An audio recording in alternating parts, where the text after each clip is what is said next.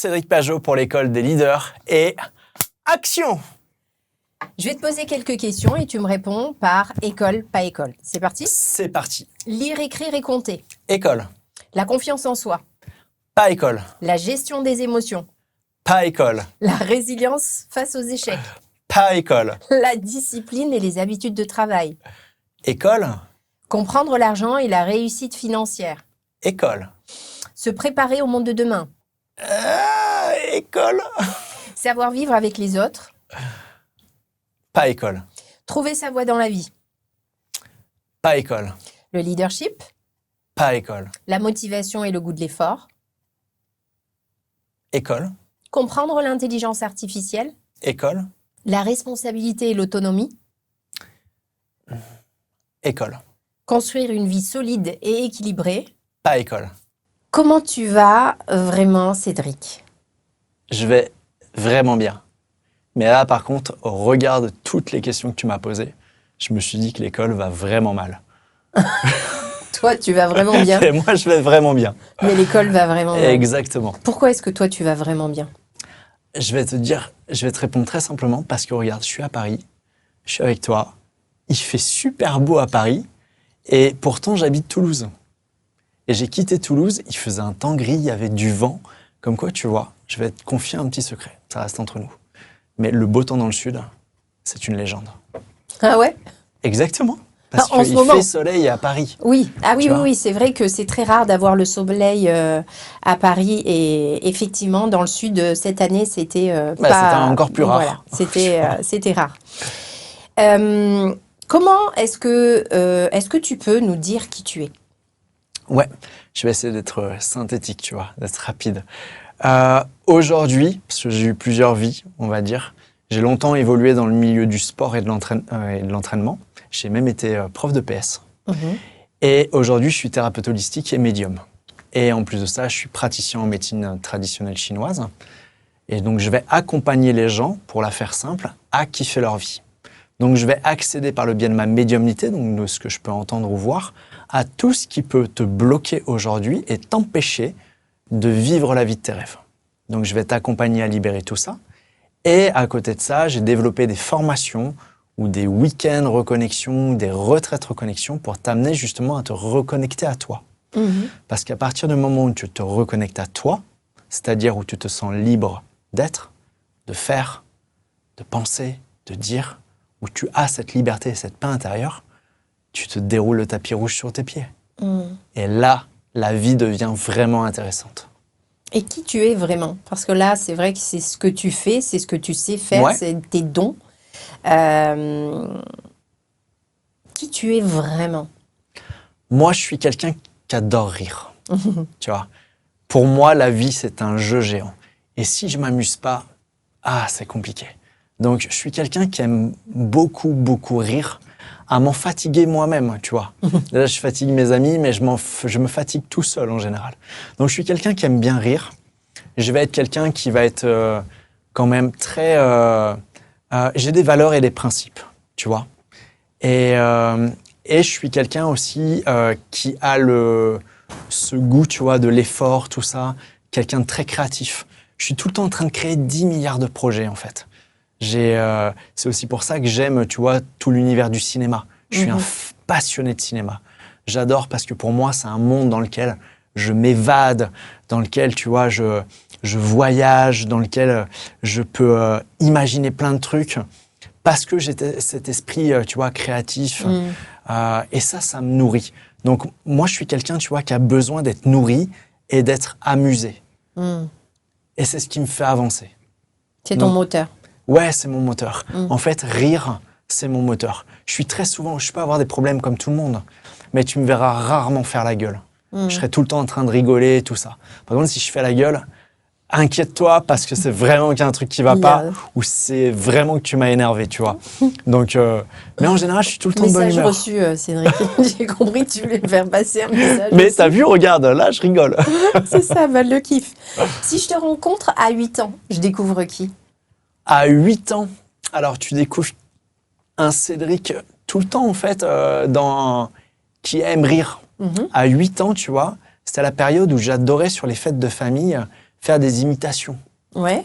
Donc, ouais, tu vas être tout le temps dans un Cédric qui aimait rire, qui aimait se déguiser aussi, tu vois, Ouais. pour rigoler. Donc, tout le temps, ce côté, T'en fais tu encore vois. des imitations? Ah, ça m'arrive, ouais. Vas-y, fais-nous-en une. Tu m'as tendu la perche. Tu connais les Simpsons? Bah, of course. Ah ouais. La laine des donuts.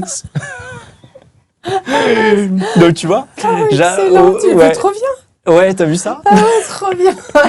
J'adore faire, tu vois, faire T'avais rire déjà comme partagé ça? J'avais jamais partagé ça. Excellent. Ouais. Donc, tu vois, j'aime bien rigoler. D'ailleurs, souvent, ma meilleure amie, quand je l'appelle, Ouais. je lui fais des voix bizarres, tu vois, des trucs comme ça nous fait Trop marrer bien. tous les deux. Donc, le Cédric, à 8 ans, tu vois, aimait bien faire rire, tout ça. Mhm. Et en même temps, c'était quelqu'un qui était un peu introverti. Mhm. C'est bizarre parce que, tu vois, je te dis que j'aimais faire rire, que j'aimais me déguiser et tout ça, mais j'étais quand même timide. Tu vois, j'avais cette part de timidité où j'osais pas trop. Je me rappelle, tu vois, à 8 ans, j'étais 8 ans, on est en quelle classe à peu près?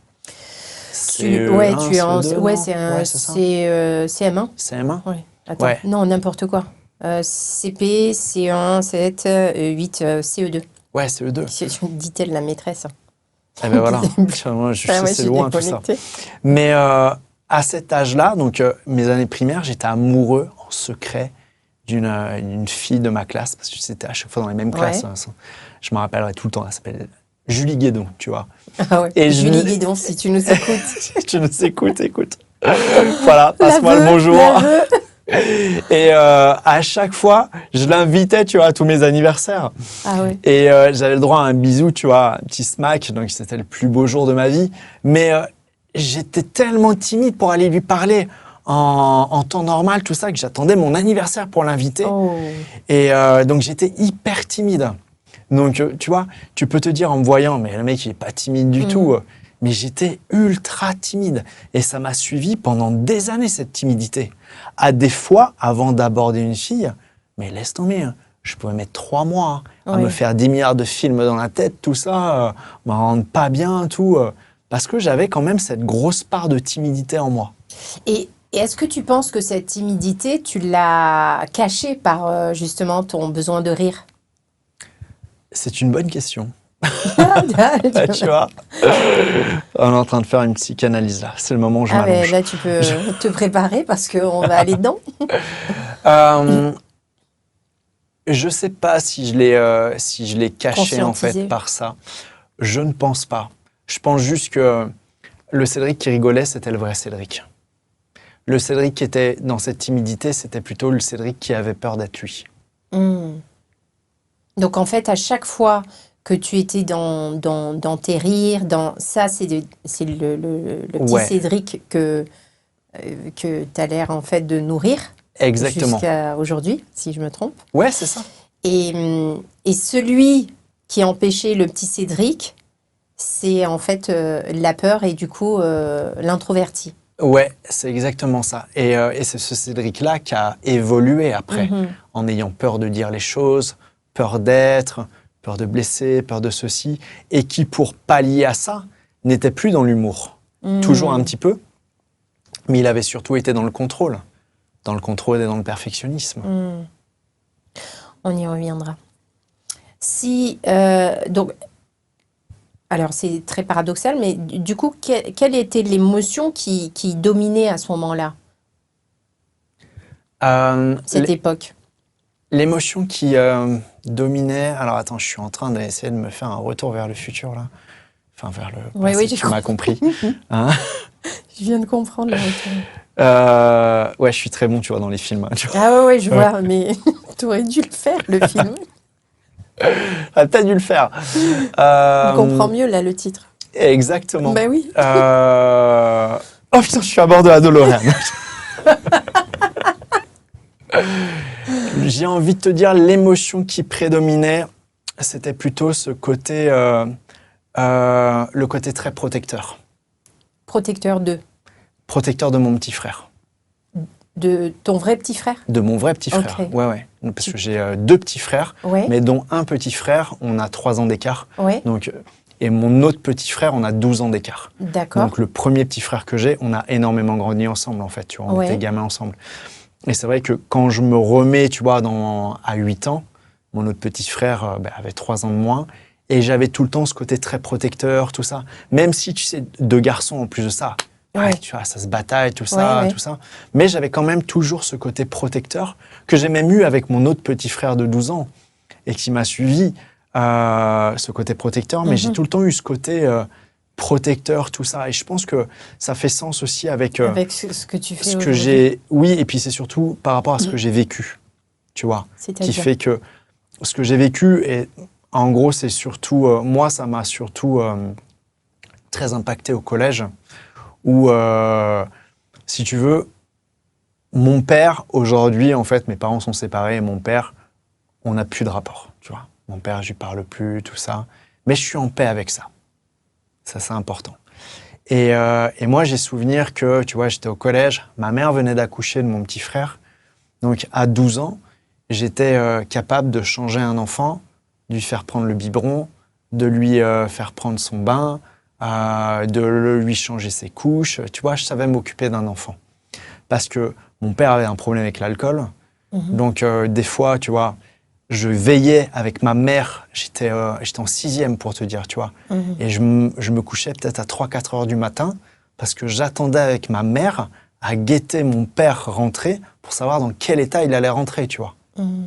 Et vu que ma mère venait d'accoucher et qu'elle était seule à s'occuper de mon petit frère, de moi et mon autre frère, de gérer la maison, de tout gérer, de gérer mon père, je ne pouvais pas, en fait, la laisser toute seule. Donc, tu vois, j'ai eu ce côté protecteur qui a encore plus été accentué, où je m'occupais de mon petit frère, de mon autre frère, je m'occupais de ma maman. Donc, tu vois, j'ai tout le temps eu ce côté, tu vois, prendre soin.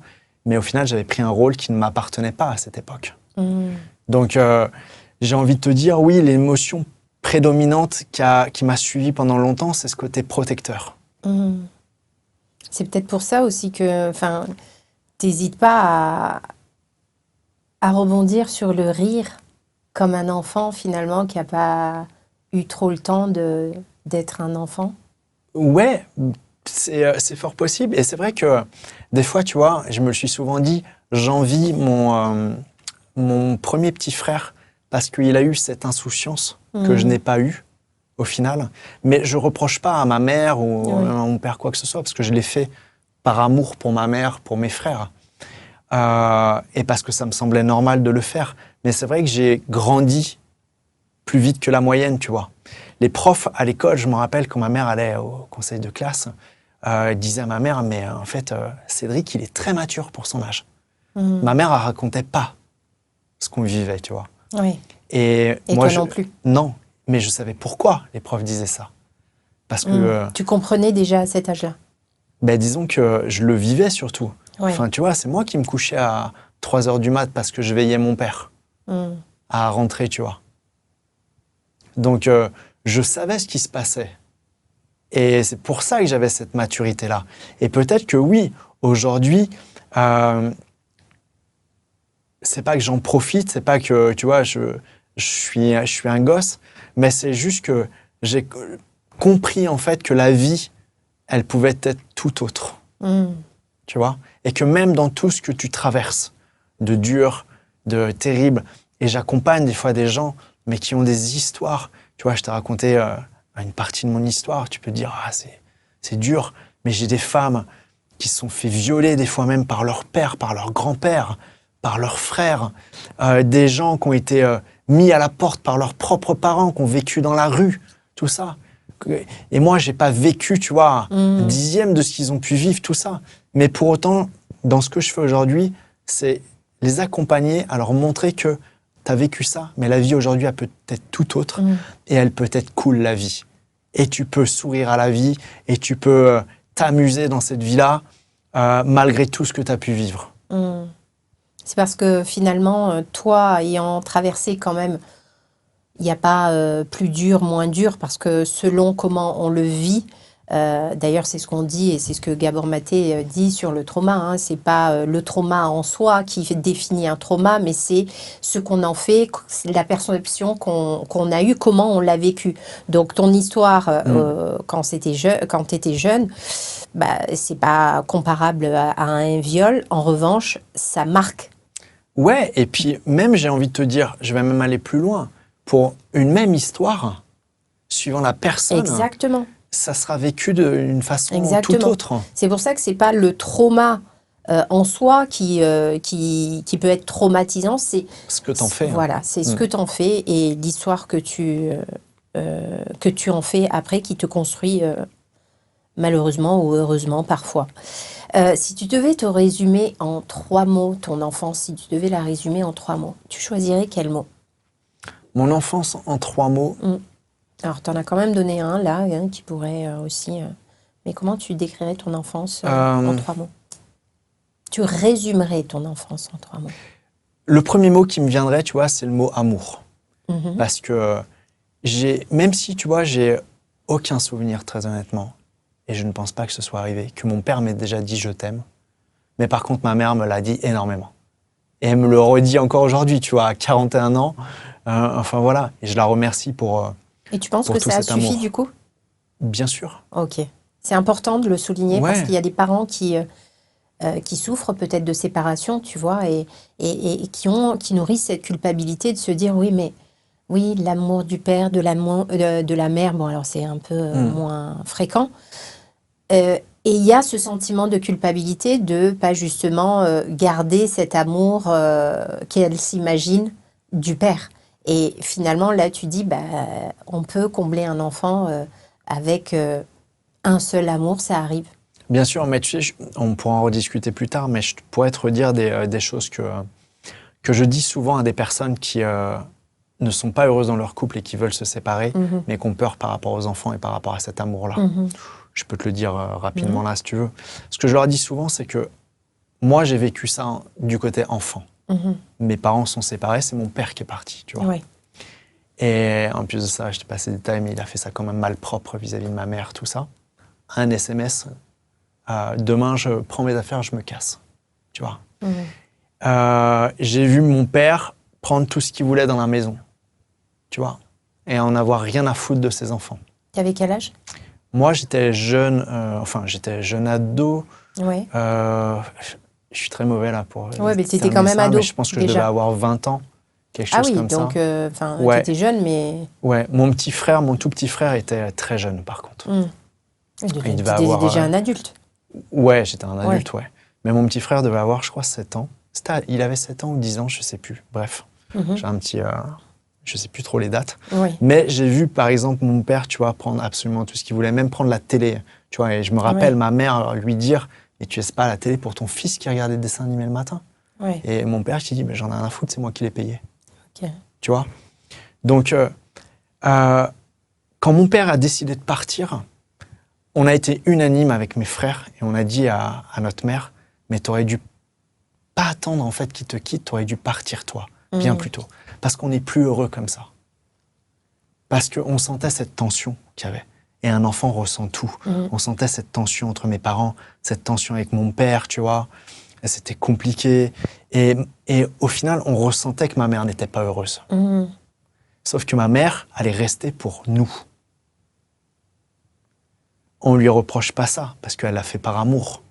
Mais si j'ai un truc à dire, tu vois, à toutes les personnes qui sont peut-être dans cette situation-là et qui ont peur et qui restent pour les enfants, non, faites ce choix de vous choisir vous. Parce que si tu te choisis toi, tes enfants vont le ressentir. Et si toi, t'es bien, tes enfants seront bien. Et ça, c'est important à comprendre. Très important, essentiel. Ça construit Exactement. un enfant. Et c'est pour ça que je n'ai jamais manqué d'amour, même si j'en ai pas eu de mon père. Parce que ma mère m'a tout donné, en fait, l'amour dont j'avais besoin. Par contre, après, ce que ça a généré chez moi comme blessure, ça, c'est autre chose. Mais pour résumer, tu vois, je dirais de l'amour, je dirais de la protection aussi. Parce que j'ai eu ce rôle-là, tu vois, de protecteur avec mes frères, tu vois. Et que j'ai toujours aujourd'hui, tu vois. Tu vois, je pense que je les aime et je porte ça aussi en moi. Et il me manque un autre mot.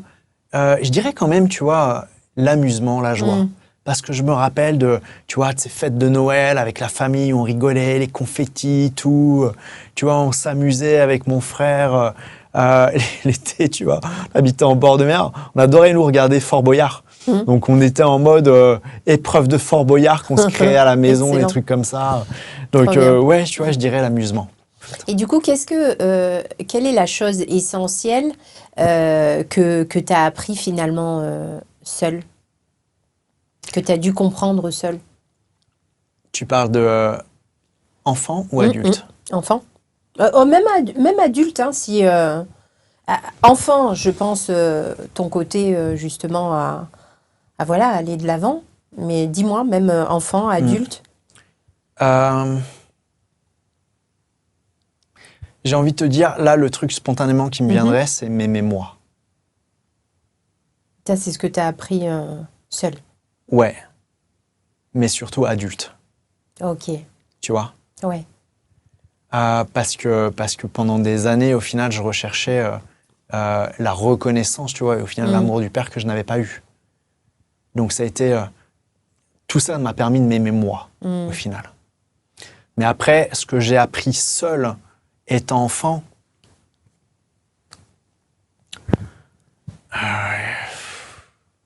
j'ai tellement été, en fait, soutenu par ma mère et accompagné par ma mère, tu vois, que j'ai envie de te dire, j'ai pas manqué de rien et j'ai dû faire des apprentissages solo. Oui, mais c'est vraiment ça, en fait, apprendre à t'aimer, c'est vraiment pour toi ce qui a été essentiel et que tu as appris seul. Ouais. Ouais, parce qu'on t'apprend pas ça déjà à l'école. Ah non, clairement non. Et j'ai envie de te dire, aujourd'hui, dans les familles, les parents font du mieux qu'ils peuvent et ils nous apprennent pas réellement, en fait, à nous aimer nous. Ils font tout pour nous donner, pas tous, mais en général, on va dire, ils font tout pour nous donner tout l'amour possible. Mais peut-être que la meilleure des choses, ça serait de nous dire, je t'aime, ça c'est indéniable, t'es mon enfant. Mais par contre, l'amour dont tu as besoin, je pourrais jamais te le donner. C'est à toi de te le donner. Et ça te servira même pour tes relations plus tard. Parce que du coup, tu ne remettras pas l'amour en la personne que tu vas rencontrer parce que tu sauras que toi, tu es en mesure de te l'amener. Donc l'autre ne sera qu'un plus. Et là, tu atteindras une relation saine de corps et d'esprit. Très tôt, apprendre à son enfant à se connaître, à s'aimer, à s'apprécier, ouais. à être avec soi. Ben ouais. Et ça, à mon sens, ça devrait être une base, en fait. Comment tu te voyais plus jeune? Comment je me voyais plus jeune? Quand tu étais plus jeune, comment tu te voyais Alors, protecteur? Ouais. Drôle? En fait, j'étais... et là, je vais vraiment passer pour un vieux. Non. Mais c'est pas grave parce que je suis des années 85. C'est important. L'objectif, Cédric, de l'école des leaders, c'est vraiment d'aller à la rencontre de la construction de l'humain derrière le leader d'aujourd'hui. Donc, tout ça, on a besoin de le comprendre, de le découvrir pour justement... comprendre le cheminement. Ben oui. Mais en fait, tu vas comprendre pourquoi je te disais ça. Parce que tu vas comprendre la rêve qu'il y avait derrière. C'est que plus jeune, c'est pour ça que je te dis, je vais passer pour un vieux, c'est que j'étais fan de MacGyver. Moi aussi. Voilà. Ouais. Mais je veux, il y a un petit côté quand même. La coupe, tu... voilà. La houppette et puis... Eh bien, figure-toi que quand j'allais chez le coiffeur, je demandais, je veux la même coupe que MacGyver. Mais MacGyver, il avait un peu les cheveux longs. Ouais, il avait un peu le mulet, tout ça. Mais j'avais pas ça. Mais c'était surtout sur le haut. Donc j'avais la coupe de MacGyver. Exactement, j'étais fan de MacGyver. J'ai dit ça par hasard. Oui, mais c'est vrai en plus. Je te demandais, quand j'étais petit, je veux la même coupe que MacGyver. Je le fais plus maintenant. Ok. Tu vois? Bon, j'ai la même rêve. Mais voilà, génial. Les années 85, tu vois, l'agence touriste, MacGyver, tout ça. Donc, je me sentais un petit côté MacGyver. J'aimais bien fabriquer des trucs, tu vois. J'avais ce côté un peu aventurier, tu vois. Ouais. Je me prenais pour MacGyver. Bon, en même temps, il Mais avait... pas que. Ouais. Ah oui, t'avais encore quelqu'un? J'avais encore quelqu'un. Parce que j'étais à mi-chemin entre MacGyver et une tortue ninja. Ah ouais, d'accord. Ouais. Ça, c'est le côté un peu foufou. C'est le côté surtout arts martiaux. Parce que moi, j'ai Ouais. fait du judo depuis que j'ai 5 ans. Ah, ok. Et tu vois, j'ai gardé ce côté tortue ninja parce que j'adore les pizzas. Comme les tortues ninja. J'adore. Aucun rapport, mais... Et le côté MacGyver, c'est le côté, il y a toujours une solution. Ouais, Enfin, c'est ça. MacGyver, t'as un MacGyver dans ta vie. Et bien sûr, T'as pas de problème, quoi. Mais bien sûr, avec un chewing-gum et un cure-dent, tu fais un parachute. Exactement, exactement. Tu vois. C'était essentiel pour toi. D'avoir un cure-dent et un chewing-gum. Le protecteur toujours. de tout le monde, c'était important quand même d'avoir ce rôle de MacGyver. Franchement, comme quoi. Hein. Regardez MacGyver. Ouais, et puis. Mais l'ancienne version, hein, pas la nouvelle. Ah, j'ai pas regardé la nouvelle. Mais l'air de rien, tu vois, on est déjà dans le cerveau ne fait pas la différence entre l'imaginaire et la réalité. Parce que le fait d'avoir, tu vois, cette imagination-là, tu es déjà dans une posture de positivité, parce que, enfin, le rôle de MacGyver, quand même, il est, c'est un sauveur de toute situation. Moi, je vais te parler en termes de loi de l'univers. C'est ce qu'on appelle la loi de l'esprit, où tout ce que tu penses, tu le crées. Oui. Décidément, j'ai répété beaucoup, j'ai cité beaucoup Napoléon Hill en ce moment, et parce que tous les leaders ont ça. Et d'ailleurs, on peut le relever, c'est qu'il y a un point commun à tous les invités qui sont arrivés, c'est cette pensée commune. Ce que tu peux penser, tu peux le créer. Et je pense que c'est très fort pour développer justement déjà les bases d'un mindset de leader. Et je pense que je vais sortir les lois de l'école de leader. Très bien. Tu valides? Très bonne idée. Ouais, je valide totalement. Des lois universelles, des principes. Puisque Harry tout à l'heure nous disait que ce serait bien d'avoir des principes. Lois, on est en train de... Ça arrive, hein. C'est en train de naître. Eh ben, génial. Si tu pourras aller les filer à l'Assemblée nationale, ça sera pas mal aussi. Ah mais on y compte bien, on y compte bien, on y compte bien. Est-ce que en grandissant, il y a quelque chose que tu as commencé à te dire sur toi? En grandissant, ouais. En grandissant, j'étais, avec du recul, tu vois, j'étais pas bien en fait. Je me sentais mal dans ma peau au final.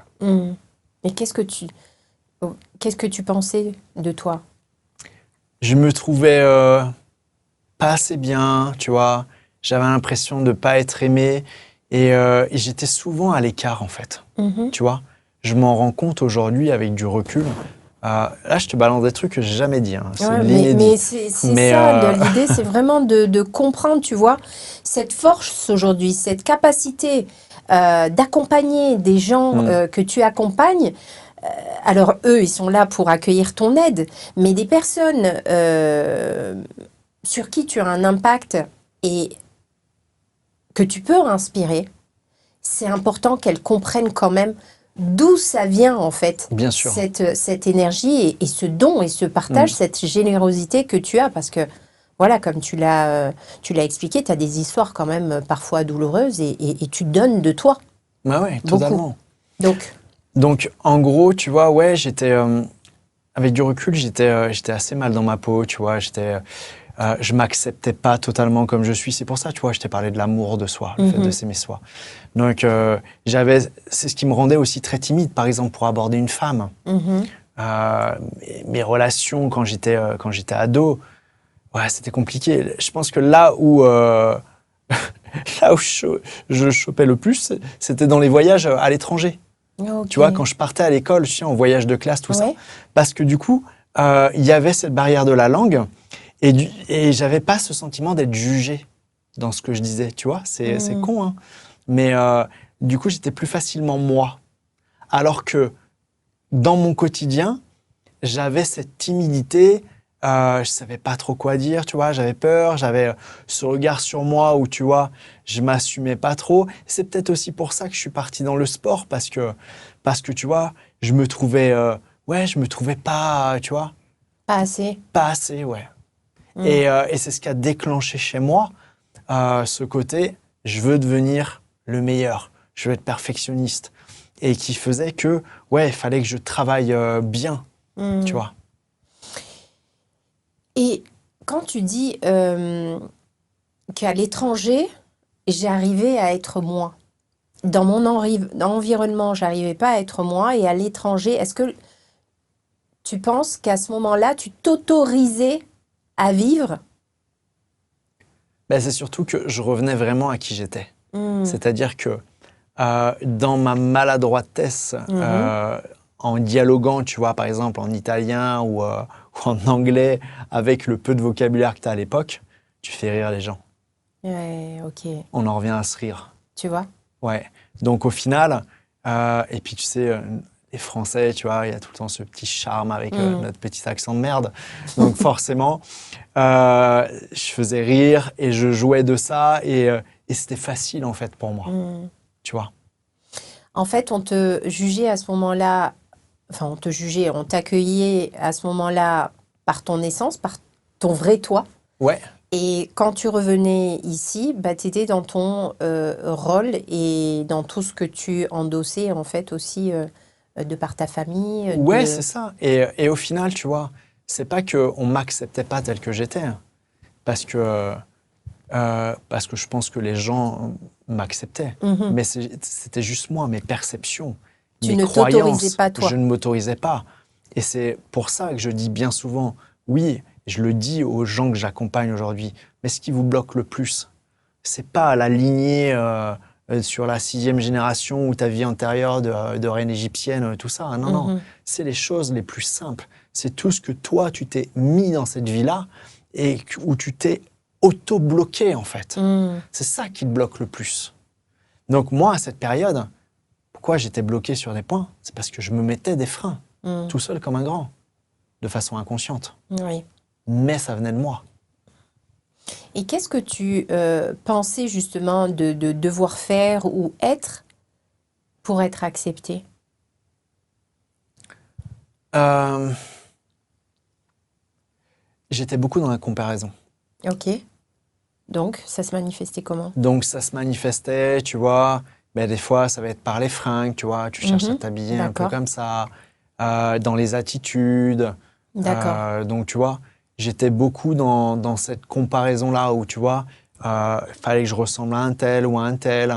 Sauf que ce que j'avais pas compris, que j'ai compris maintenant, c'est ce que je transmets, c'est Mhm. que comparer, c'est te rabaisser au final. Ok. C'est te trouver moins bien qu'eux ou pas assez. Mhm. Et au final, tu t'en écartes de toi, de qui tu es vraiment, de cette unicité-là. Mhm. Et ça, c'est fort dommage, en fait. Mhm. Du coup, tu t'éloignais finalement de toi Ouais, pour être accepté. ouais, exactement. Le problème, c'est que j'étais pas plus accepté, Ok. tu vois. Alors oui, à des moments, mais en fait, non, ça marchait pas, tu vois. Ouais. Et est-ce qu'il y a eu justement un moment où ta manière de voir le monde, Hmm, bah, tu t'es dit, ouais, mais là, ça me suffit plus. non. Quand j'étais jeune, quand j'étais enfant, non. Mhm. J'étais dans une vision très formatée, en fait. Et moi, je Programme. grandissais avec la croyance aussi que, tu sais, moi, ma famille, elle n'avait pas beaucoup d'argent, tu vois. Mhm. Donc, j'étais dans cette vision de, dans la vie, il faut travailler dur. Il faut avoir un métier pour avoir et un métier qui soit, tu vois, un vrai métier, on va Mhm. dire. Oui. Et Le vrai métier, le voilà, fameux le vrai vrai métier. métier, tu vois. Et il faut quelque chose de sûr dans lequel tu peux t'inscrire sur une durée, Mhm. évoluer. C'est pour ça que je voulais être prof de PS, rentrer dans l'éducation nationale, parce que ma mère me disait, ouais, mais réfléchis à la sécurité de l'emploi, tu vois, ça c'est bien. Alors déjà, quand j'ai voulu être prof de fitness, ce que j'avais pas fait, Mhm. je quittais la sécurité de l'emploi, tu vois. Donc, tu vois, je grandissais dans cette optique de, il faut travailler dur, dans la vie, il faut se battre, que l'argent tombe pas du ciel, qu'on n'a rien Mhm. sans rien, tu vois. Donc, je me suis construit avec ça. Toutes ces Donc, croyances et ouais. qui sont présentes et qui forment aussi des injonctions que tout le monde en général Ben, c'est pense, et même ça. pour nos enfants, hein. Et puis donc, je me suis enfermé dans un truc où il faut travailler Mhm. dur. Tu vois, je suis un robot, en fait. Ok. Il faut que je sois le meilleur, tout ça. Donc, c'est vrai que de l'enfant qui était timide, enfin, de l'enfant qui aimait jouer à l'enfant qui était timide, je me suis mis dans l'enfant, en fait, dépourvu de, enfin l'enfant, l'ado, l'adulte, dépourvu de toute émotion. Ou Ah ouais, c'est je dois un homme, travailler, oui. ouais, et puis un homme va pas chialer en fait. Oh, Tu vois, ça ne doit pas montrer ses émotions. Sinon, tu me tapettes. ok. Donc, tu dois être dur, tu dois travailler dur, tu dois être le meilleur. Et là, là, ça peut marcher. Et qu'est-ce que tu comprends aujourd'hui que tu voyais pas avant? Ouais, déjà que j'étais à côté de la plaque. Tu vois?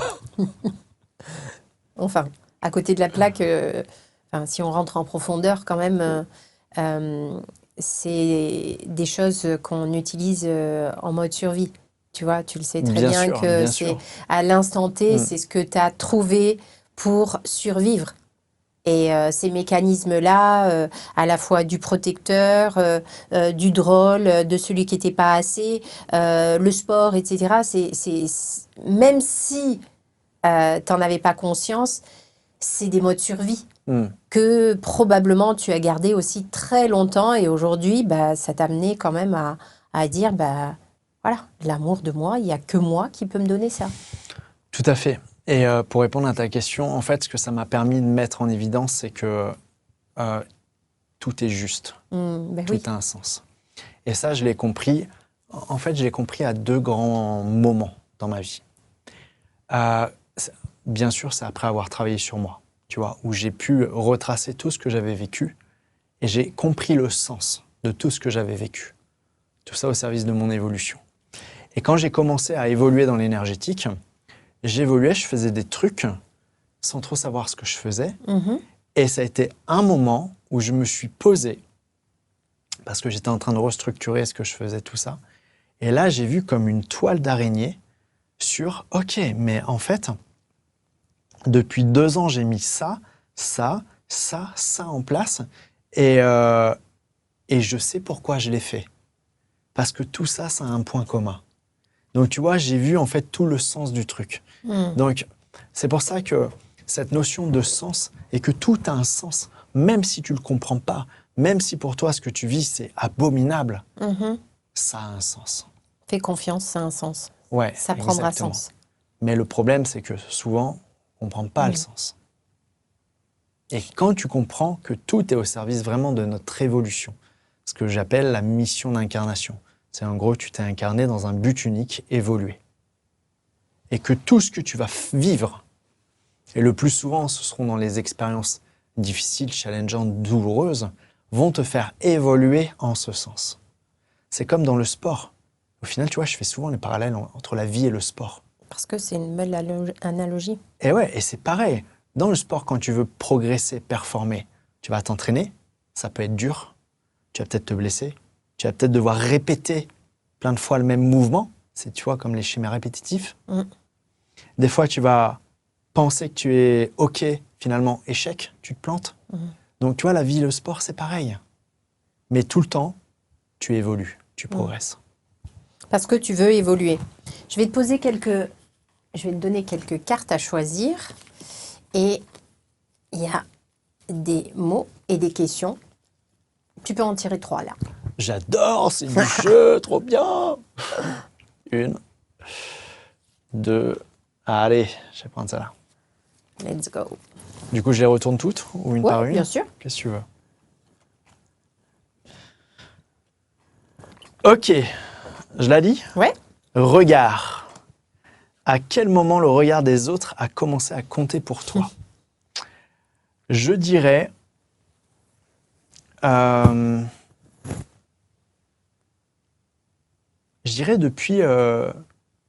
depuis petit, en fait. Parce que, tu vois, je me rappelle, je vais revenir au début, tu vois, de ce qu'on a dit au début de cette interview. Quand j'avais 8 ans, que je te disais, j'aimais faire le clown, tout ça. Le regard des autres était important. C'était le regard de ma famille, mais c'était important, en fait, qu'ils rigolent. Bien sûr. Et ensuite, en grandissant, oui, le regard des autres était important. Parce que j'avais cette envie d'être accepté, d'être aimé, tout ça. Mais ce qui est marrant, c'est qu'aujourd'hui, le regard des autres, j'en ai strictement rien à foutre. Oui, parce que quelque part, finalement, ce regard des autres, C'est ton propre regard. c'est ton propre regard C'est que l'effet tu cherchais. miroir. Voilà, exactement. ouais. Et aujourd'hui, bah, comme tu t'aimes, tu as appris à t'aimer, et tu as découvert ça, ben, aujourd'hui, tu aimes cette personne qui te regarde et c'est toi-même. Et ouais. Donc voilà, j'ai bien répondu à ta question. Parfait. Il n'y a pas de bonne Génial. réponse, il y a juste une réponse. Exactement. Voilà. C'est- Et en c'est, euh, plus, c'est là où on voit que, tu vois, on comprend mieux, D'ailleurs, regarde, naturellement. je vais te poser une petite question À qui moi? n'était pas prévue. Eh ben, je t'en On va prie. voir si tu as une bonne culture cinématographique. Oh là! Si je te dis, il n'y a pas de bonne ou de mauvaise situation, ça te fait penser à quoi? Ah, je suis Film nulle. culte! Je suis nulle à tout ça. Tu sais, je suis capable. Je vais Ah ouais? t'avouer un truc. Ok. J'adore le cinéma, mais j'ai. Là, moi aussi, tu vas me faire avouer un truc, mais de blonde un petit peu, j'avoue, confession. Je suis capable de regarder un film que j'ai adoré Ouais. et me rendre compte à la fin, mais je l'ai déjà vu le film. C'est génial. Ouais, C'est ouais. magique. Bah oui, c'est Eh ouais. magique. Aujourd'hui, je pense que c'est magique, mais quand je faisais, je me disais, ah non, j'aurais pu regarder un autre film, mais en vrai. Mais ça se trouve, ce film-là, en plus, quand je vais te le dire, je suis sûr que tu l'as déjà vu. Mission Cléopâtre, Astérix et Ah Obélix. oui, bah Tu oui. te rappelles? Il n'y a pas de Eh oui. bonne ou de mauvaise situation. Donc en fait, je t'ai fait penser à ça. Exactement. Il n'y a pas de bonne ou de mauvaise réponse, tu vois. C'est ça, j'ai fait ma. Humiliation. T'es-tu senti déjà humilié? Ah, ben bien sûr que oui. Bien sûr que oui. Et là, tu vas me dire, quand? Mm. C'est ça. When? Euh, J'ai envie de te dire, la dernière grosse humiliation que j'ai ressentie, ça a été la journée où mon ex, ma dernière grosse relation, m'a quitté alors qu'elle était enceinte. Ah oui. Ouais. En fait, Elle était enceinte de toi? oui, de moi. Ouais. Ah oui, non, mais enfin, tu vois, ça pourrait. D'un pote à moi. Non, je t'ai On est en train Il de est dire- passé comme Ouais, ça, non, voilà. mais tu Je vois, ça regardais pourrait Mission être. Cléopâtre, ils ont couché ensemble. En même temps, il n'y a pas de bonne ou mauvaise réponse. Exactement. Non, non, elle était enceinte de moi et elle était rendue à peu près 2 mois de grossesse, tu vois. Et en fait, elle m'a quitté comme ça du jour au lendemain. Je t'aime, mais je te quitte. Et, Waouh. en fait, je pense que je suis passé par toutes les émotions, y compris l'humiliation. Tu vois, je me suis senti... parce que c'est surtout que je donnais beaucoup, en fait. J'ai beaucoup donné. Tu sais, je suis quelqu'un, quand j'aime à fond. Par contre, quand j'aime pas, j'aime pas. Mm. Donc, je tenais beaucoup. Et moi, j'ai ce désir profond d'être père. Mm. Et cet enfant, je l'ai voulu. Et c'était la plus belle chose qui me soit arrivée, tu vois, d'apprendre que j'allais être papa. Et de savoir, en fait, qu'elle me dit, soit, je t'aime, mais je te quitte. Et l'enfant, parce que je lui ai dit en plus, mais si tu le gardes, je l'assumerai. Qu'elle me dise, non, mais ça va pas à la tête, je suis pas un enfant avec toi, je vais avorter. Et je me suis senti humilié, en fait. Tu vois, j'ai vraiment eu l'impression d'être une merde. Waouh. Moi, quand tu me dis ça, Cédric, enfin, je repense, tu sais, on est déclenché, Hmm. tu le sais, par quelque chose qu'on a déjà enregistré en nous. D'accord? Donc là, tu te dis à toi-même, cette voix qui te dit, mais j'ai eu le sentiment d'être encore Une enfin, merde. une merde. Ouais. Et moi, ce qui me revient, c'est un petit peu ce que tu as raconté de ton père. Ouais. J'ai Qui... vécu la Ouais. même chose, mais à plein de façons différentes. Et surtout, la dernière des façons où j'ai senti la même chose, à la fois, tu vois, de l'humiliation, mais en réalité, c'était vraiment de la trahison derrière tout ça, tu vois, la blessure principale. Ça a été la journée où, mon père, comme je te l'ai dit, il a quitté ma mère, tout ça. Et moi, j'étais dans ce rôle protecteur, Mhm. dans ce rôle sauveur aussi, où j'ai voulu, parce que j'ai fait ça également étant gamin, dès que mes parents, en fait, étaient en brouille, j'allais voir mon père, j'allais voir ma mère, je faisais en sorte qu'ils se rabibochent, tu vois, parce que ma hantise, depuis j'étais tout petit, depuis le primaire, c'était que mes parents se séparent. parce que je voyais mes camarades qui avaient des parents séparés et je ne voulais pas ça. Donc dès la moindre petite brouille, T'avais peur de ça. j'avais peur de ça. Donc je faisais en sorte de parler à l'un, parler à l'autre. C'était pas mon rôle, tu vois. Surtout quand t'es gamin. Et quand c'est arrivé, c'était mon monde qui s'écroulait. Pour te dire, j'étais étudiant à la fac, je n'allais plus en cours. J'ai eu 2 mois sans aller en cours. Je pratiquais les arts martiaux, j'allais plus m'entraîner parce que je savais que le moindre coup, j'allais exploser. Et j'aurais fait mal à l'autre personne parce que j'aurais fait sortir toute ma colère. Et quand mon père m'a demandé, après avoir quitté ma mère, j'ai besoin de toi, je veux que tu puisses parler à ta mère parce qu'elle ne veut pas me parler, mais je veux la reconquérir. J'y ai vu en fait une lueur d'espoir, tu vois. Et j'ai tout fait pour que ma mère accepte de revoir mon père. En lui disant non, mais tu vois, je pense qu'il a changé, il veut vraiment te reconquérir, tout ça. Donc j'ai en plus de ça nourri de l'espoir chez ma mère. Parce que pour ma mère, et c'est la valeur, tu vois, une des valeurs que ma mère m'a transmise, c'est que la famille, c'est important. Et quand mon père est arrivé, cette journée-là, je m'en rappellerai toujours, il lui a dit, c'était un remake de Koh-Lanta, ma décision est irrévocable. Tu vois. En gros, il fermait le flambeau, tu vois, il éteignait la torche. Il dit, je ne reviendrai pas. Comment ça, en fait, il te demande d'aller voir ta mère pour la reconquérir? Ouais, et au final, il se fout de ma gueule. Et il lui dit, mais je reviendrai pas, ma décision elle est irrévocable. Donc, il t'endosse le rôle d'aller parler à ta mère, Ouais, de que j'ai accepté au final. de ouvrir sa blessure, donc de la convaincre d'eux, pour au final Dire tout l'inverse. dire tout Ouais. l'inverse. Donc là, ouais, je me suis senti trahi, humilié, j'ai eu de la rage, de la colère, à la fois vis-à-vis de lui, vis-à-vis de moi aussi. Parce que t'imagines ce que je venais de faire subir à ma mère en plus. L'ascenseur émotionnel. Alors qu'elle était déjà en souffrance. Et tu penses que c'était pourquoi, en fait? J'en sais rien. Tu sais pas? Tu sais J'en sais pas rien. ou c'est quelque chose que tu n'as pas spécialement envie de nommer? Non, j'ai pas de tabou, tu vois, par rapport à ça.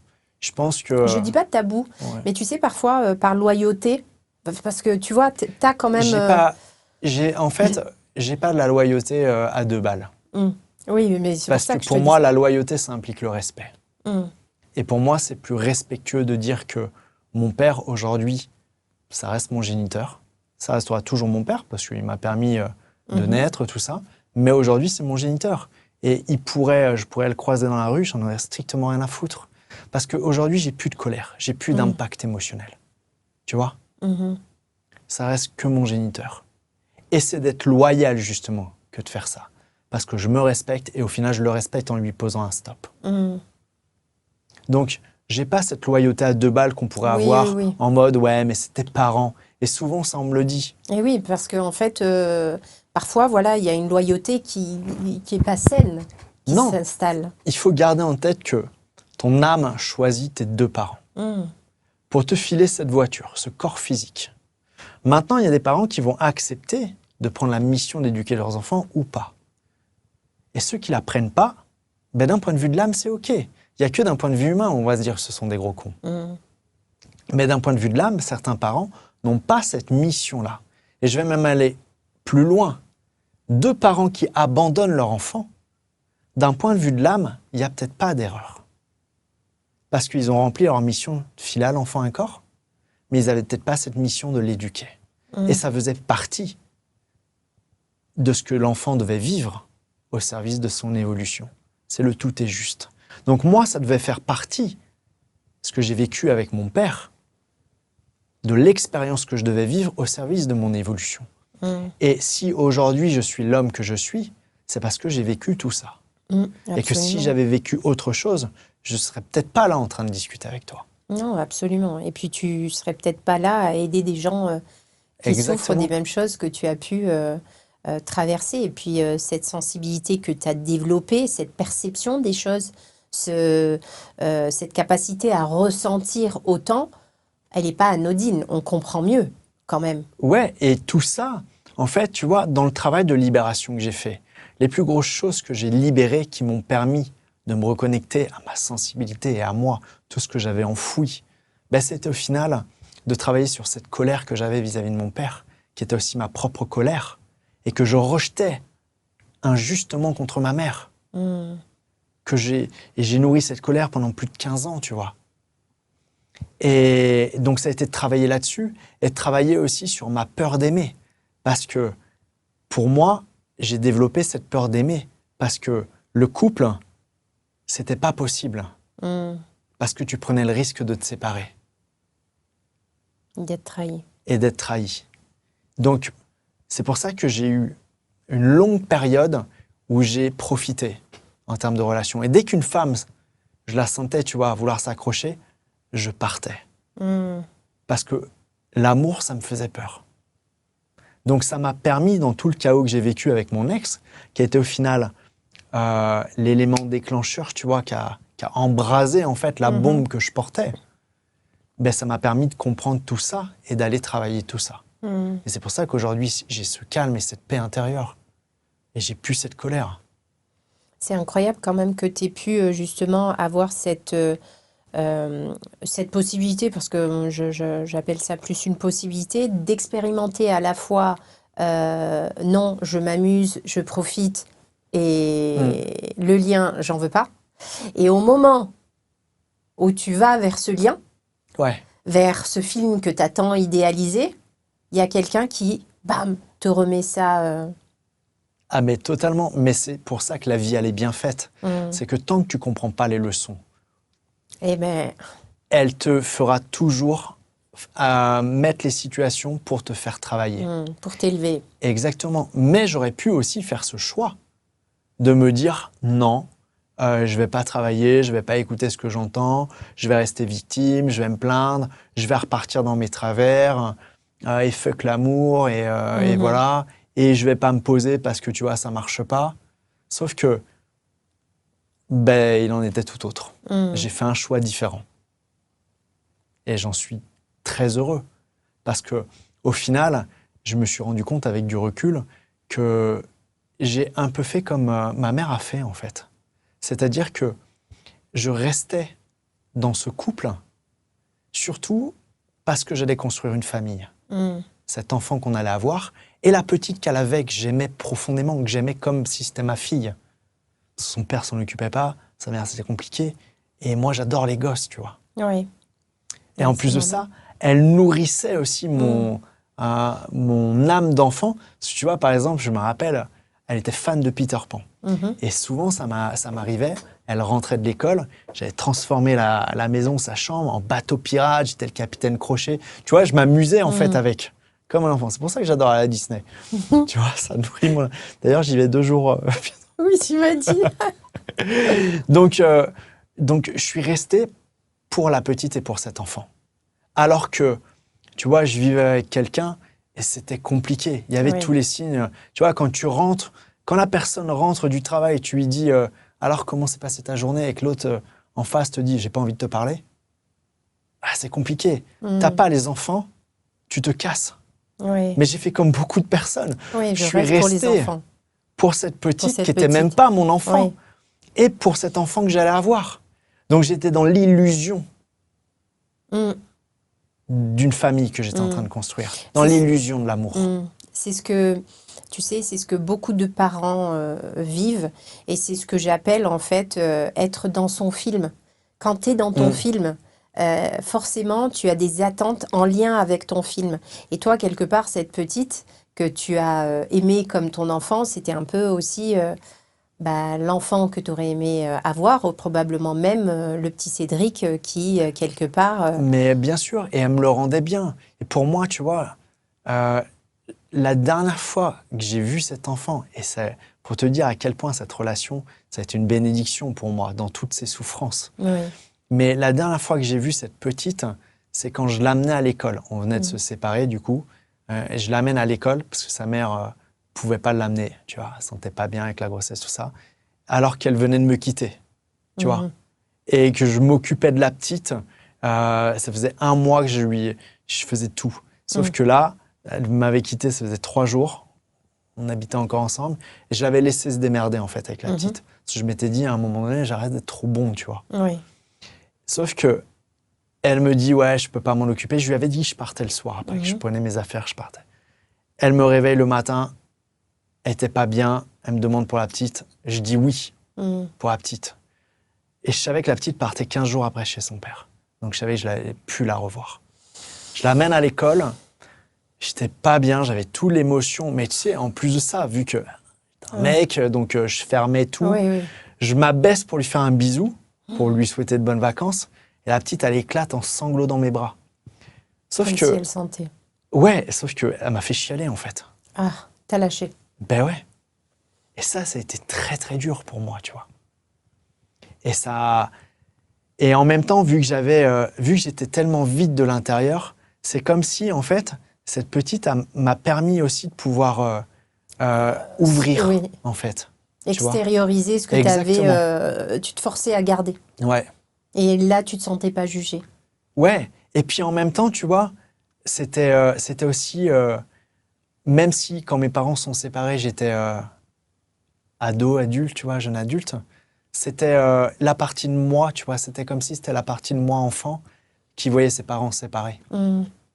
Oui, parce qu'en fait, un élément extérieur va venir te déclencher seulement par quelque chose que tu as vécu de l'intérieur. Et cette situation, en fait, elle était douloureuse pour toi parce que tu l'avais déjà vécue. C'était une blessure qui se réouvrait, là. Exactement. Donc, ça a été un moment qui a été très, très dur pour moi, tu vois ça. Question suivante. Question suivante. Elle est pas dans le bon sens.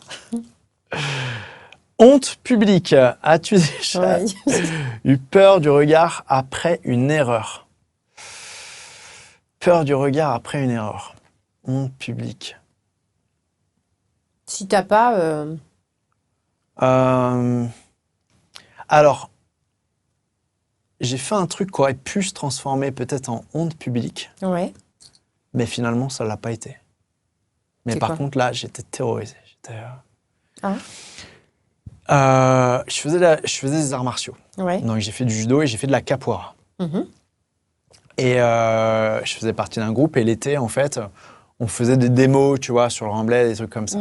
Et à l'époque, quand j'avais commencé, tu vois, je devais avoir 2 ans de pratique, donc, mais j'étais le plus gradé, en fait, du groupe. J'ai mon prof à l'époque qui me dit que il a personne. On avait une démo de prévue dans un bar le soir. Et sauf que, ben voilà, faut que j'assure la démo. Et on avait la possibilité, tu vois, de se faire connaître, tout ça. Sauf que, putain, mais il faut que j'assure la démo moi. J'aurais préféré, tu vois, que j'ai mon prof qui était plus gradé ou quelqu'un, tu vois, qui anime le truc. Non, c'était à moi de le faire. Donc, t'imagines, Cédric timide, tu vois, qui avait peur du regard des autres. Fallait que je sois devant tout le monde parce que, tu sais, en capoeira, les gens se mettaient autour, on faisait des démos, des trucs comme ça. On se frappait pas, tu vois, c'était pour le show, tout ça. Et fallait que je mette l'animation, c'était dans une boîte. La seule boîte, cette bar-boîte de la ville, c'était dans le casino, tu vois, ça s'appelait le Cotton. C'est le seul truc, en fait, au sable. Sinon, il n'y a que des vieux, donc plus de maisons de retraite que de bars à ambiance. Et j'étais le trouillomètre, mais à 10 000. Franchement, je me chiais dessus, je pense, tu vois. Ah ouais, t'étais... Ah, mais j'étais liquéfié par la peur. Parce qu'il fallait que je sois devant tout le monde. Des gens qui allaient me regarder. Donc, t'imagines le truc, il fallait que je parle, il fallait que je mette l'animation, il fallait que je fasse le truc. Finalement, je ne sais pas ce qui m'a pris. J'ai fait le truc. Mais cette soirée, ça a été phénoménal. Parce que j'ai vu le truc, je me suis senti super bien. Alors, vu que tu vois, j'étais un peu le prof, tu vois, le mec, tu vois, qui a fait le truc. C'était hyper facile. J'avais plein de filles qui venaient me parler après. Donc, excellent. Tu vois, ça m'avait permis de passer un cap du Cédric qui avait peur d'aborder des femmes. Ah, il y a eu un truc qui s'est débloqué. Et ça, c'est pour la petite histoire. Et c'est pas des blagues, parce que c'est véridique ce que je vais te raconter. C'est qu'on m'a même fait une proposition de travail. Mais un truc improbable. Ah ouais. C'est quoi le truc On improbable? m'a proposé de travailler dans un cirque. Ah, Et tu as travaillé dans le cirque ou pas? Non, c'est qu'il y a un mec Quand même. qui est venu me voir. Oui, je suis directeur d'un cirque. J'ai adoré le show, tout. Ça ne dirait pas travailler dans un cirque. Et moi, vu que tu vois, j'ai tout le temps quand même ce côté à raconter des conneries, je fais. Alors, j'accepte que si j'ai une roulotte et un chimpanzé que je pourrais appeler Bono. Il a cru que je me foutais de sa gueule, un peu quand même. Mais j'ai trouvé ça lunaire. Ouais. Mais ça a débloqué un truc. Ouais, ça t'a ouvert plein Exactement. de possibilités derrière. Ouais, Top. Ouais, tu vois, comme quoi, parfois, il faut y aller. voilà. 2 ici. Si tu veux bien. Ok, mais bien sûr que je veux bien. Ok. Échec. Quel échec t'as le plus marqué?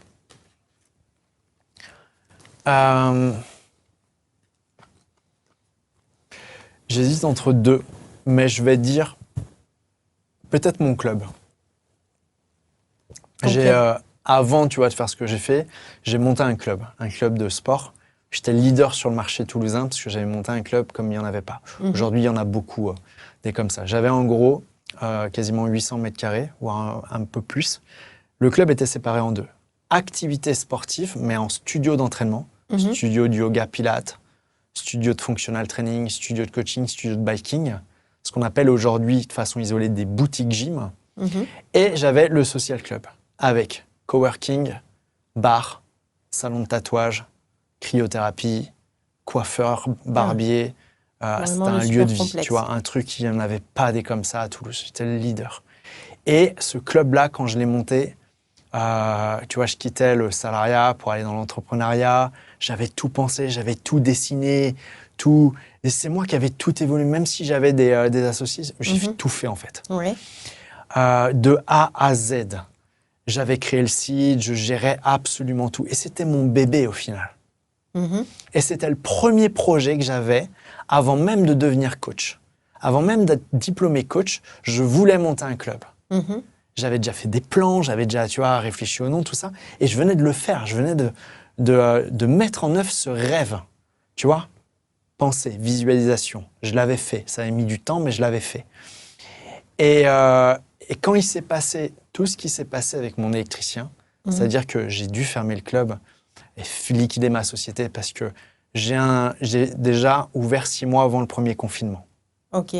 J'ai fermé avec le Covid et heureusement, parce que le Covid m'a peut-être sauvé en fait. Ok. Parce qu'il s'est avéré qu'au bout de 3 mois, je commençais à avoir quelques soucis d'électricité. Ok. Du coup, Ça a sauté. complicado, c'était même pire que ça. Ah ouais. Ah Il y ouais. a eu expertise contre expertise. Ok.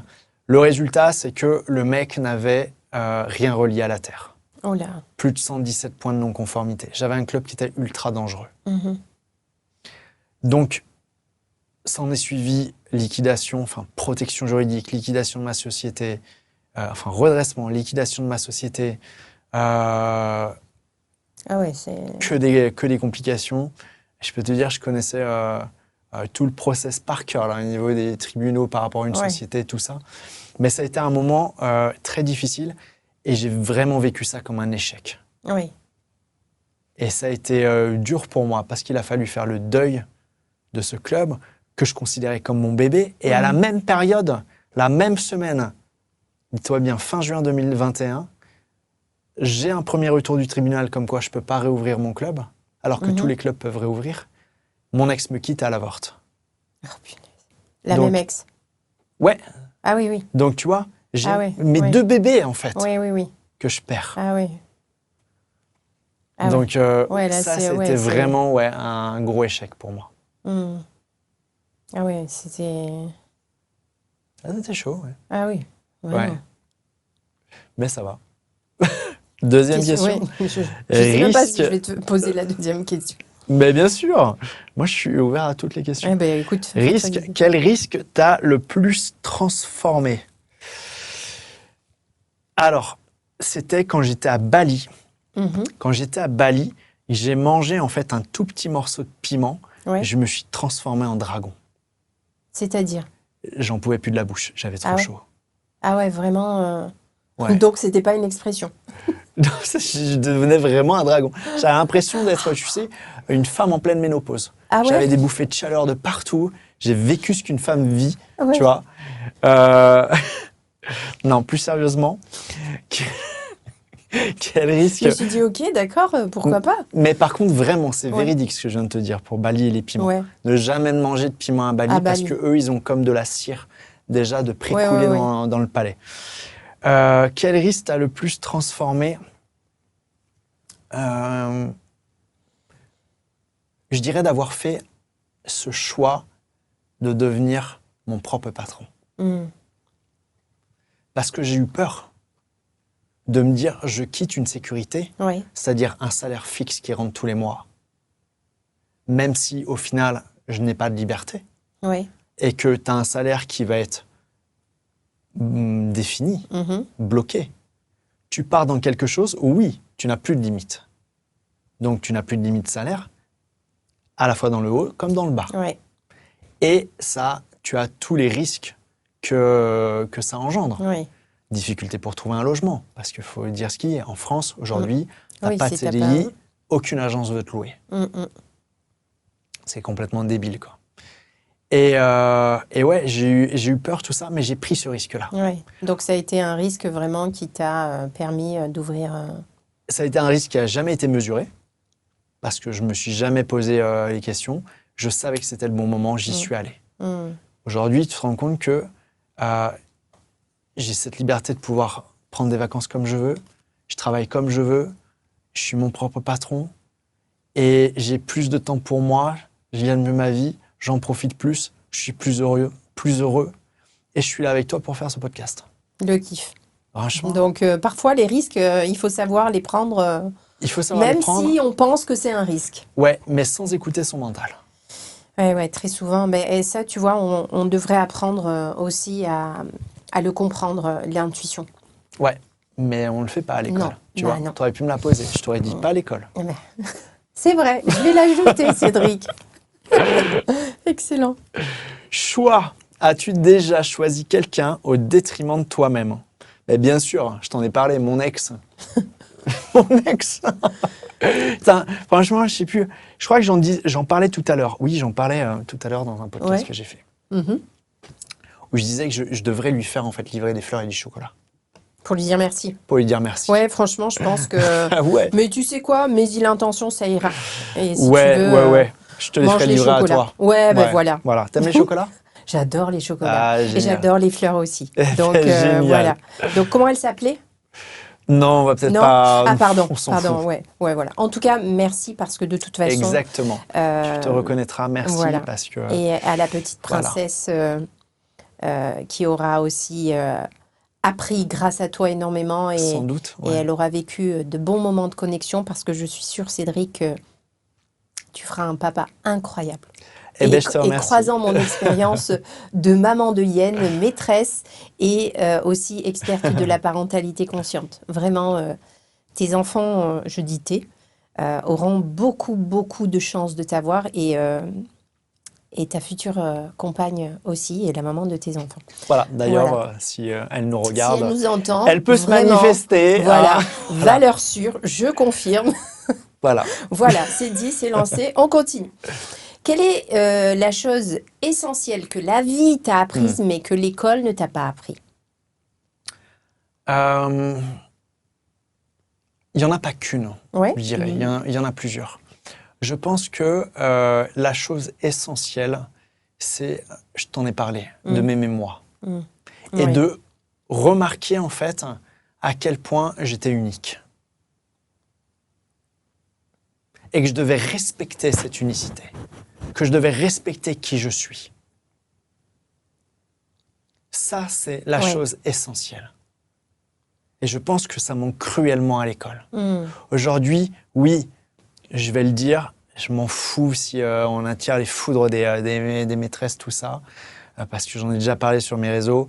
Mais aujourd'hui, à l'école, qu'est-ce qu'on apprend aux gamins? Que si tu veux avancer dans la vie, il faut que tu aies du pognon et que tu aies le pouvoir et que tu écrases les autres.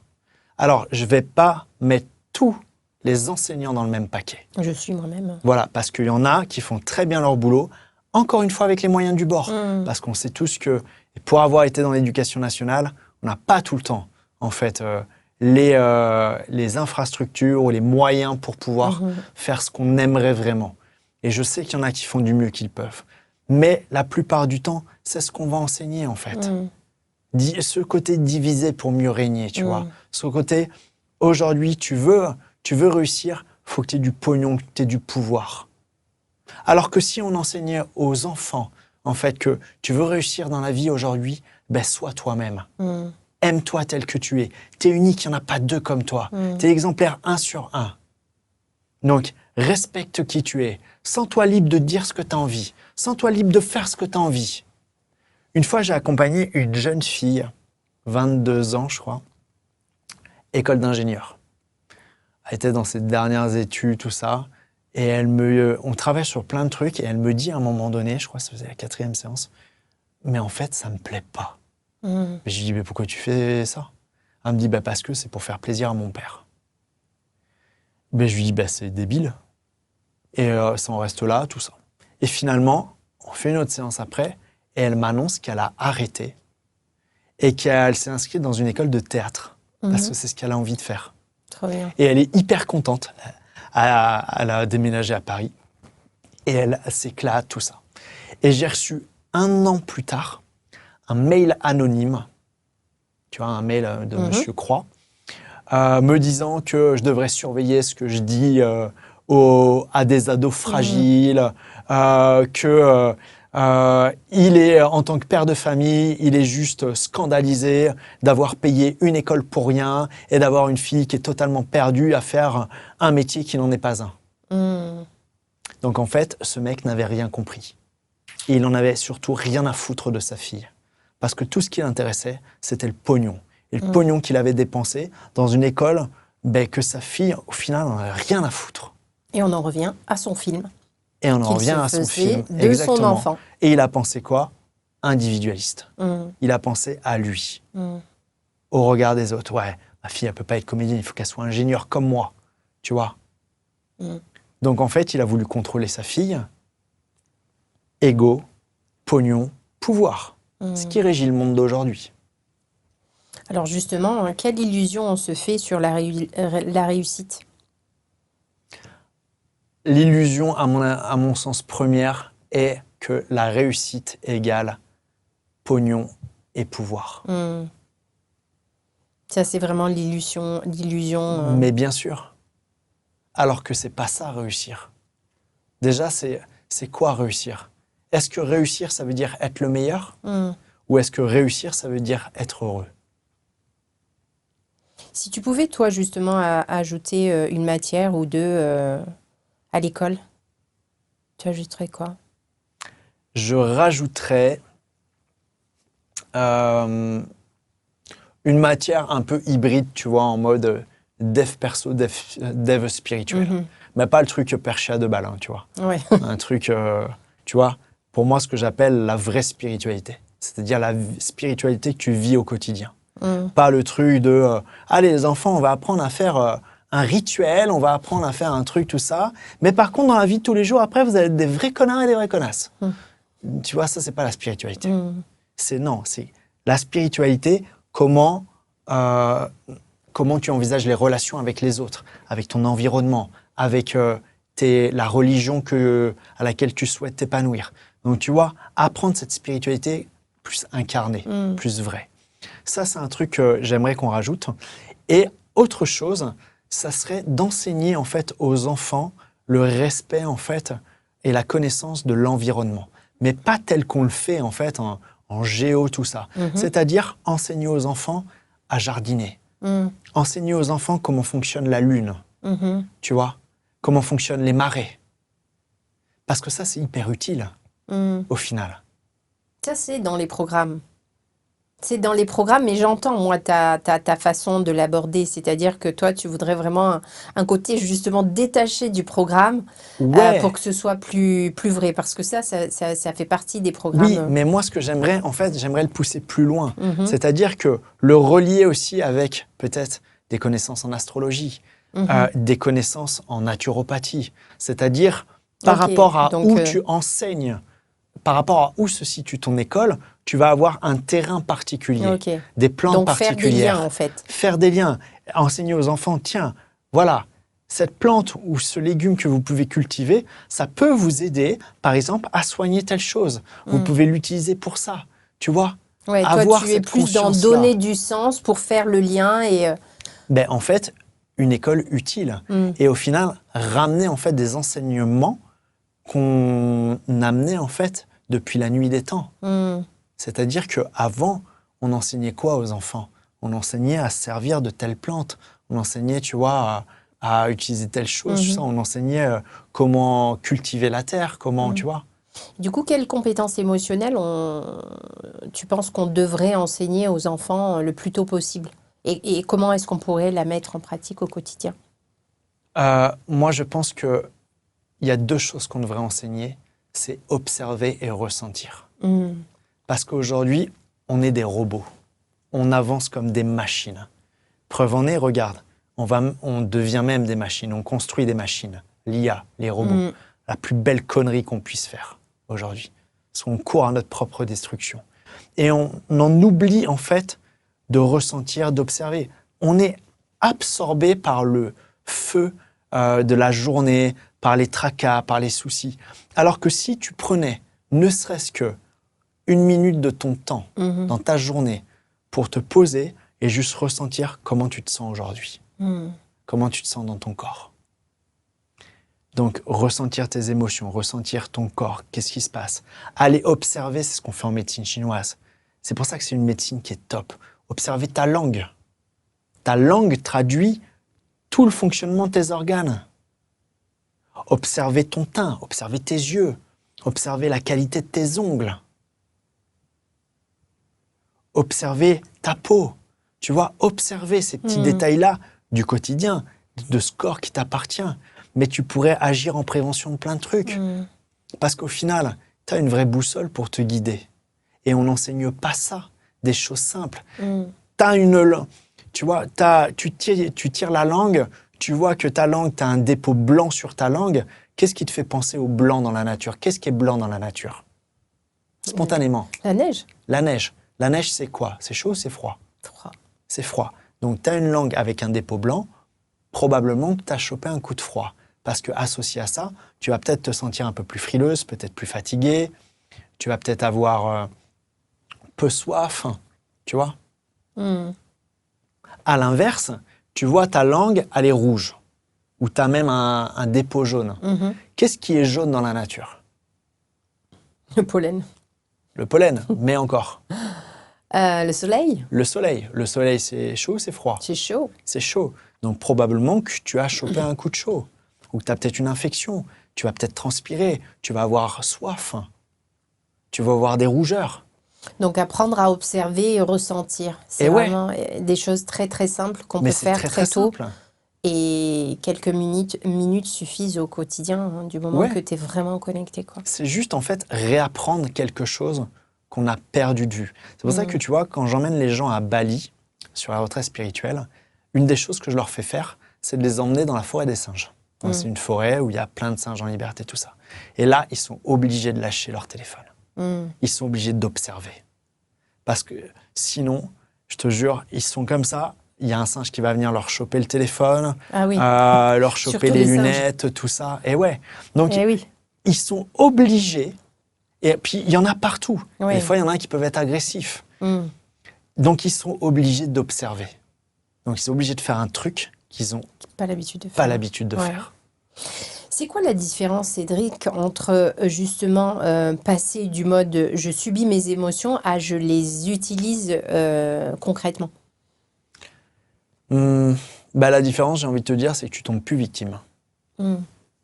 Ok. Et ça, c'est le plus gros problème de ce monde. La victimite. Les gens adorent se plaindre. Si l'enfant que tu étais nous écoute aujourd'hui, il aurait besoin d'entendre quoi? Ça me fait penser, tu vois, à un post que j'ai fait en plus il y a quelques temps de ça. Ça remonte, hein. J'avais mis une photo de moi étant petit. D'ailleurs, j'avais pas la coupe de MacGyver, pas tout le temps. Tu sais que j'étais frisé, j'avais des bouclettes. Ah ouais? Ouais, je ressemblais plus à un Jackson 5 qu'à un MacGyver. Ah, tu viens de m'avouer à la fin de l'émission qu'en fait, ta coupe, c'était pas... C'est vrai, j'étais frisé quand j'étais petit. Je lui dirais, en fait, rêve toujours Hmm. et n'aie pas peur de rêver grand. Tu sais que c'est la mission de l'école des leaders, oser rêver grand. Ben, tu vois, je ne savais pas. Ah ben, c'est l'essence Comme de quoi, l'école des leaders. on est Oser raccord. rêver grand. Et ouais, il faut oser rêver grand. Parce que tout est possible. Tout est possible. Cédric, je te propose de me poser une question à ton tour. Pas Ok. avec les cartes. Une question que tu aurais envie de me poser. Ouais.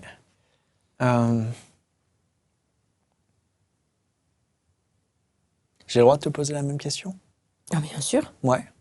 Si tu pouvais revenir en arrière, tu vois, et dire à ta... Je vais même aller plus loin, tu vois. Mhm. Si tu pouvais revenir en arrière avec la connaissance de tout ce que tu allais traverser, Hmm. est-ce que tu changerais quelque chose? Ou est-ce que tu Oui. ferais exactement les mêmes choses? Non, je changerais quelque chose. Si oui, quoi? Oser rêver grand. Vraiment. Ok. Vraiment. S'il y a une chose que je pouvais changer, ce serait ça. Je me dirais, ose rêver grand. Hmm. Ose, vas-y. J'ai des frissons partout. Ouais. Je ne changerai pas toutes les souffrances, tous les choix, les décisions. Mais ça, j'aurais vraiment voulu changer ça Hmm. et croire plus tôt. Ouais. Penser à moi et me dire, vas-y, tu peux, tu as le droit, ose. Donc oui. Et je trouve que ça, c'est hyper important, ce côté rêver grand. Mm. Et c'est ce qu'on devrait répéter sans arrêt à tous les enfants. C'est ça. Parce qu'on a tendance, en fait, à les éteindre ou à les Exactement. enfermer. Oublie tes rêves, il faut travailler, ceci, cela. Mais Exactement. non, mes rêves grands. C'est pour ça que j'adore aller à Disney. Mm. Parce que quand je suis à Disney, ça nourrit mon âme d'enfant. Ça me fait rêver, tu vois. Donc, là, me tarde d'ailleurs d'y aller. Plus qu'une journée. Un dodo. Plus qu'un qu'un dodo. Enfin, Alors- non, deux, parce qu'il y a le dodo de ce soir et le dodo de jeudi soir. Ah, bah alors J'y ça vais fait vendredi, dodo. samedi. Ça fait de dodo, Voilà. Cédric. Si tu devais laisser une vérité justement aux personnes qui nous écoutent pour ce podcast, ce serait quoi? Ça serait que la vie est un jeu. Et que le seul problème, c'est que il y a beaucoup de personnes qui n'ont pas compris les règles du jeu. Et c'est comme un jeu de société. Si tu essaies de jouer à un jeu de société sans avoir lu les règles, le jeu, il est pourri, il est nul. T'as pas envie d'y jouer. Par contre, quand tu comprends les règles et que tu commences à gagner une fois, 2 fois, 3 fois, là, tu t'amuses et tu as envie d'y rejouer. Trop bien. Donc la vie, ouais, c'est juste un jeu géant auquel tout le monde n'a pas compris les règles du jeu. Excellent. Merci Cédric, merci de nous avoir partagé toutes ces vérités et ces bouts de ta vie qui aujourd'hui clairement, bah, en fait, ça nous montre aussi toute ta mission qui prend plus de sens pour nous parce qu'on comprend à travers ton histoire, ton vécu, tout ce que tu nous as partagé, comment aujourd'hui, tu es plus que légitime et vraiment, je pense qu'il y a beaucoup de personnes qui vont t'écouter et qui vont se dire, mais oui, en fait, moi, je veux quelqu'un justement qui a traversé ce que j'ai traversé et qui peut justement m'accompagner, me guider vers cette élévation et pour justement oser vivre la vie qu'on mérite, quoi. Donc franchement, merci beaucoup Cédric, c'était un réel plaisir de partager ce moment avec toi. Eh bien, écoute, merci beaucoup à toi pour ton invitation. Et puis, continue de rêver grand, Ouais, on surtout va le avec faire. l'école des leaders. Exactement.